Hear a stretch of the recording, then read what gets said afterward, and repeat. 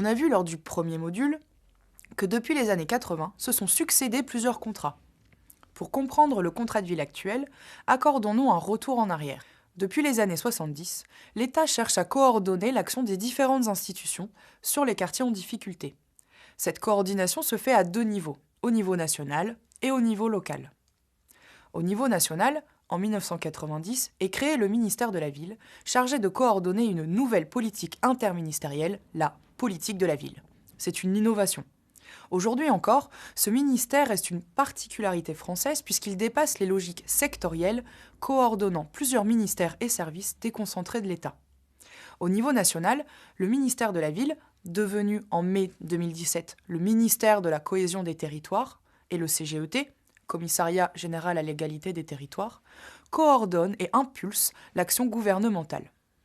L'ANRU, Agence nationale pour la rénovation urbaine, est chargée de la mise en œuvre opérationnelle des programmes de rénovation urbaine. Le CGET, quant à lui, appuie le ministère dans la mise en œuvre de tous les autres volets de la politique de la ville, comme la cohésion sociale, le développement économique, la réussite éducative, etc. Au niveau local, la politique de la ville est une politique contractuelle entre les services de l'État, des collectivités territoriales, des bailleurs et des partenaires locaux. Depuis 1977, celle-ci a beaucoup évolué, comme nous avons pu le voir dans le module 1. Après l'expérience de l'habitat vie sociale et de la Convention des développements sociaux des quartiers, en 1994, l'État opte pour la création d'un contrat unique et global, le contrat de ville, déployé jusqu'en 2006, qui traite toutes les problématiques rencontrées sur les quartiers dans un seul document. L'emploi, le développement économique, le cadre de vie, l'habitat, le vivre ensemble, etc. En 2007, un nouveau contrat est lancé, le contrat urbain de cohésion sociale, les CUCS. Il a pour objectif d'offrir un cadre plus clair, plus lisible, plus opérationnel pour coordonner l'ensemble des dispositifs de la politique de la ville, ainsi que toutes les actions de l'État, des collectivités, des bailleurs et des acteurs locaux en direction des zones urbaines sensibles, les US. L'utilité et l'efficacité de la politique de la ville a souvent été mise en cause, comme nous l'avons pu le voir dans le premier module.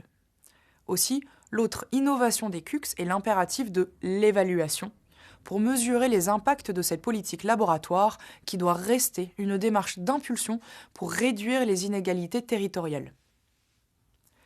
Néanmoins, l'évaluation de la deuxième génération des CUCS, 2006-2014, va pourtant montrer les faiblesses de ces contrats. Un manque d'approche transversale, les politiques sont encore trop sectorielles, par exemple, la politique de l'emploi et celle de la jeunesse ne se croisent pas. Le partenariat n'est pas assez ancré dans les pratiques et les instances mises en place. Il y a peu de diagnostics sur les réalités des territoires. De ce fait, les CUCS sont généralement standards et non adaptés aux spécificités de chaque quartier. La politique de la ville reste donc hors sol. Sans diagnostic, la logique de guichet reste prédominante. Les CUCS étaient souvent appréhendés comme des enveloppes financières plutôt qu'une occasion de poser une vraie démarche projet intégrée et réfléchie avec tous les acteurs pour répondre aux besoins bien définis. Malgré le volet social mis en avant depuis les différents incidents et émeutes dans les quartiers, on considère que la transformation urbaine reste la solution miracle pour sauver les quartiers. Enfin, alors que la politique de la ville se doit d'impliquer les habitants, ces derniers ont été largement oubliés dans sa réflexion et dans sa mise en œuvre. Concrètement, pour les territoires, cela veut dire des conditions de vie dans les quartiers qui ne s'améliorent pas, la mixité sociale reste une illusion. Des écarts existent toujours entre les territoires. La rénovation urbaine se fait dans une approche corrective et bien souvent trop tard, sans prendre réellement en compte la vie des habitants et l'impact des travaux sur la vie dans les quartiers. Aussi, les projets de rénovation urbaine sont davantage subis que concertés. Faute de logique projet pour mettre en cohérence l'action et les financements des différents ministères, les budgets de la politique de la ville sont limités.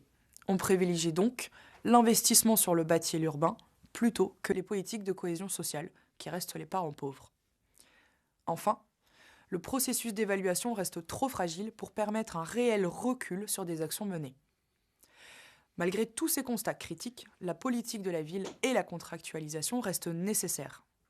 Tout d'abord, pour agir sur l'égalité entre les territoires et les personnes, parce qu'il faut travailler collectivement et de manière coordonnée et cohérente au bénéfice de ces territoires et de ces personnes.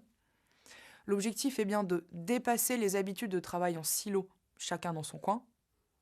Enfin, pour favoriser les dynamiques locales au bénéfice des quartiers.